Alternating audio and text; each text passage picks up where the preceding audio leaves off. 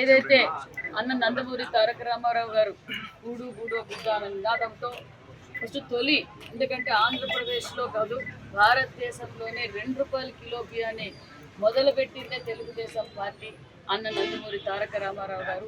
మరి పేద ప్రజలు సంపూర్ణంగా భోజనం అందాలనే బడుగు బడిగిన వర్గాల కోసం ₹2 కిలో బియ్యాన్ని మొదలుపెట్టిన అన్న నందమూరి తారక రామారావు గారి స్ఫూర్తితో మరి ఎప్పుడుగా అప్పటి నుంచి మరి 2019 వరకు కూడా స్టోర్ డీలర్ల దగ్గరే గ్రామాల్లో కావచ్చు ఎక్కడన్నా కావచ్చు రైస్ తీసుకునేవారు.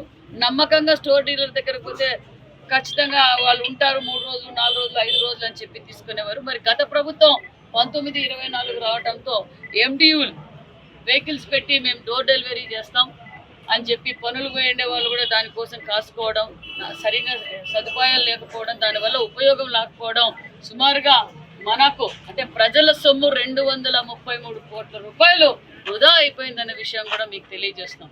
చాలామంది అది కూడా 3 స్టోర్లకి 4 స్టోర్లకు ఒక ఎండియూ పెట్టారు. దానివల్ల ప్రజలకి ఏం ఉపయోగం లేదు, కానీ ప్రజల సొమ్ము మాత్రం నష్టపోయాం, ప్రజల సొమ్ము దోచుకొని పోయారన్న విషయాన్ని కూడా మన ముఖ్యమంత్రి గారు, మరి ముఖ్యంగా పవన్ కళ్యాణ్ గారు, మరి అదేవిధంగా మన యువగలం అధినేత గారు ఒక నిర్ణయం తీసుకొని ఎండియూలు రద్దు చేస్తూ మన స్టోర్లలోనే నాణ్యతమైన, ఎలాగైతే నాణ్యతమైన బియ్యం ఈరోజు ప్రజలు బడిగిన వర్గాల కోసం రిక్రూట్మెంట్ చేసిన కలెక్టర్ గారు చెప్పినట్లు రిక్రూట్మెంట్ చేసి సూపర్ రైస్, మంచి రైస్ మనం ప్రజలకు అందజేస్తున్నాం. అది కూడా ఇక్కడే స్టోర్ డీలర్లు ఎక్కడైతే మనం షాపులు పెట్టామో అక్కడే అందజేస్తాం.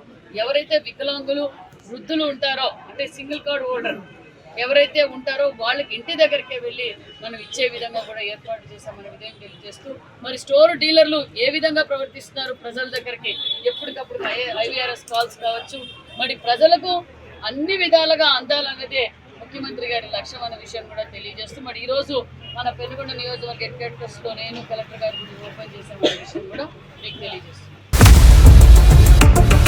ఇండియా పాకిస్తాన్ ఉద్రిక్తతలపై లేటెస్ట్ అప్డేట్స్ కోసం డౌన్లోడ్ చేసుకోండి RTV లైవ్ యాప్.